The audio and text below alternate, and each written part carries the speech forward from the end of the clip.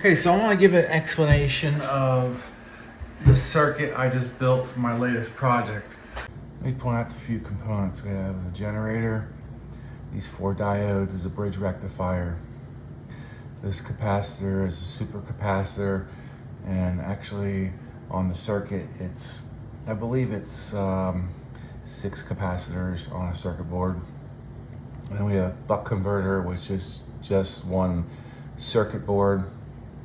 And then over here we have a relay, a double pole, double throw relay.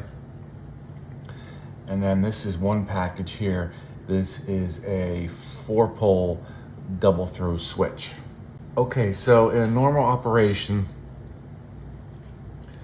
we have a generator which was made from a motor. You would just rotate the handle to crank the motor, and that'll produce a voltage and a current. Okay, so when I crank this, you can see the train starts moving, and that will follow the path through a current limiting resistor through the switch. Now, the leg of these switches are all to the right, but if we move them to the left, it'll go through the current limiting resistor, through the track, through the train, and back to the generator. So that's one function. The second function is that it charges the capacitor. So as you rotate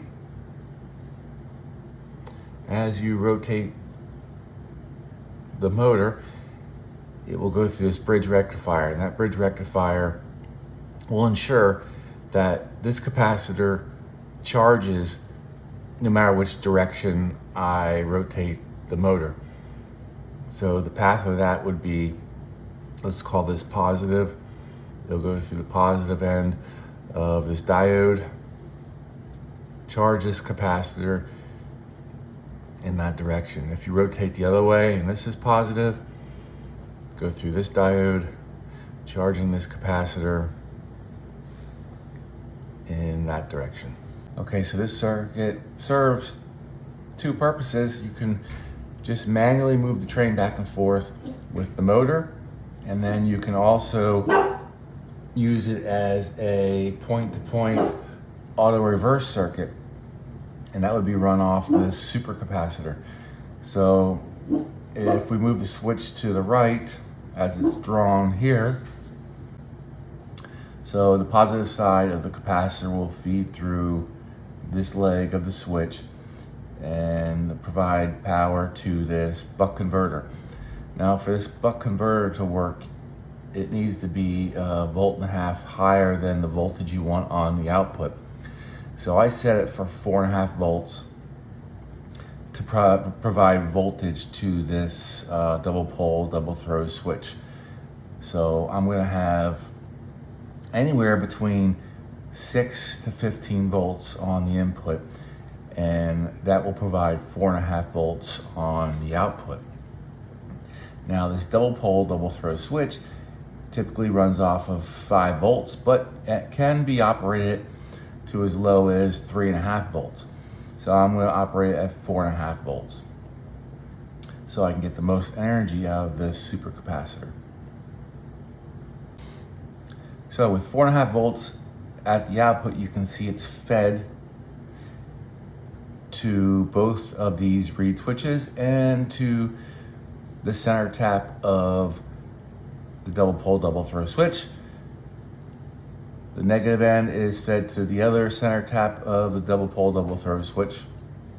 And it's configured so when it's turned on and off, it's just gonna switch the polarity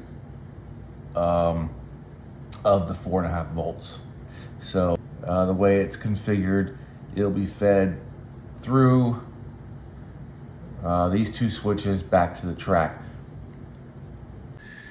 Now, I just want to demonstrate with this double pole, double throw relay that I can change the direction of this train, which is going to show how I'm going to use it for auto reverse. If I touch this, there you go, it reversed. Now if I want to change it back, I just simply, the sensor will hit this wire and there we go. All right, so the locomotive has a magnet glued between the tender and the engine. So when that magnet passes over the reed switch, it will turn on. This is a normally open reed switch. So when it turns it on, current voltage will be provided to this relay coil, turning on the relay.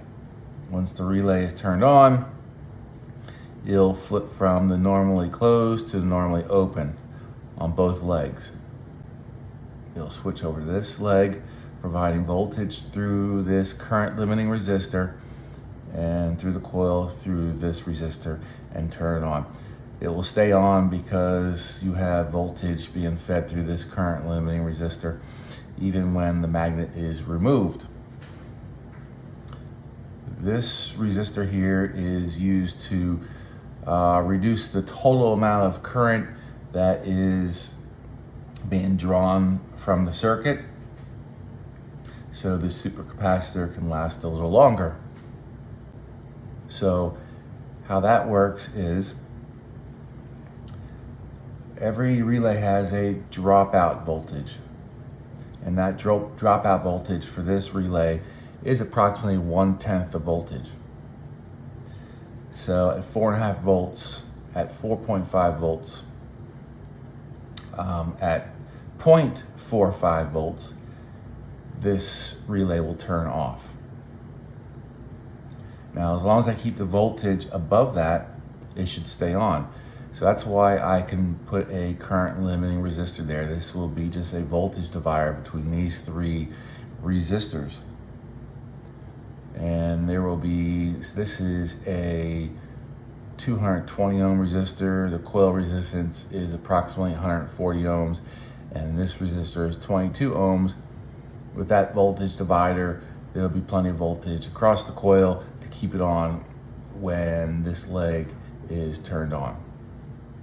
Okay, so once the train starts moving in the other direction, it will reach the bottom, and now it will, the magnet will now go over this reed switch, and this reed switch is responsible for turning off the circuit. So you can see when there's plus voltage provided across this resistor, what you have here is 4.5 volts at this point, and you have 4.5 volts between this point. So there is no longer a potential difference that will turn the relay off, switch into polarity again. This happens over and over again as the train goes back and forth, and that's how that works. Thanks guys for watching, and don't forget to hit that subscribe button. I'll see you next time. Okay, so now that the supercapacitor is charged up, I can do this. I can now just sit and watch it go back and forth. So I'm gonna reach underneath here and turn it on. There you go.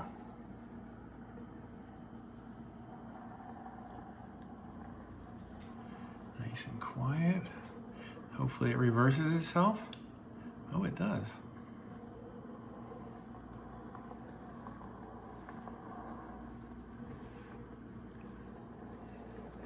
And it will reverse itself.